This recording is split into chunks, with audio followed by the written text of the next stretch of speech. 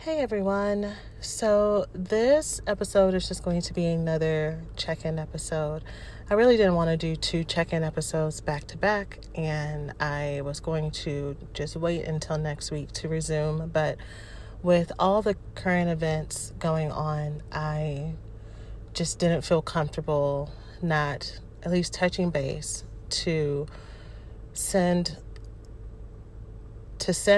all of my collective comfort and compassion to everyone who is really going through it right now with, of course, daily life struggles, but also just the collective trauma that we are all experiencing right now. Even if you're not in the United States, watching what's going on around the world is very disheartening. And for those who are here in the States, it is hurtful, it's scary, it feels like betrayal, it can feel like a lot of powerlessness. And I went back and forth also with whether or not to post a check-in touch point, because there may be some of you who are trying really hard to stay away from news cycles and social media and things like that will trigger you, that will make you feel really heavy. But this past week at my coaching call with my students, we shared in some tears, and one of my students is a resident of the Buffalo area, serves in the area where the shooting happened, and we were just talking about that fear and that grief and the anger, and the real PTSD that comes up. And so many of my students, so many of y'all are in that area. So many of y'all have experienced those things in your own communities. So many of y'all have battled with the collective trauma and PTSD that happens with being a person of color living in the United States, which I've talked about before. And then with the tragedy this week, with the shooting at our elementary school. And I say I'm a resident of Texas, as many of you know, but that doesn't even matter. As a parent, it's just, there's no words for it. And so I've been really upfront about how when it comes to collective trauma, I am not the best resource, because I am actively engaged in it, and allowing myself to go through the healing process, reaching out for support with people who are skilled in handling these things.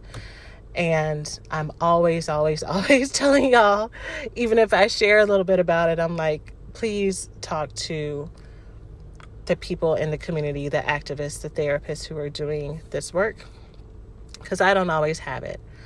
But I did not feel comfortable not acknowledging the pain that I know many of us are going through right now.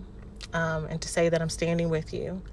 I'm standing with you because I am here with you. I'm right alongside you. And in addition to the grieving, in addition to the sadness, in addition to the breathing, the taking space, the allowing yourself to find peace, and not feeling. You can do both. You can have empathy and give support and love to the people who are in pain.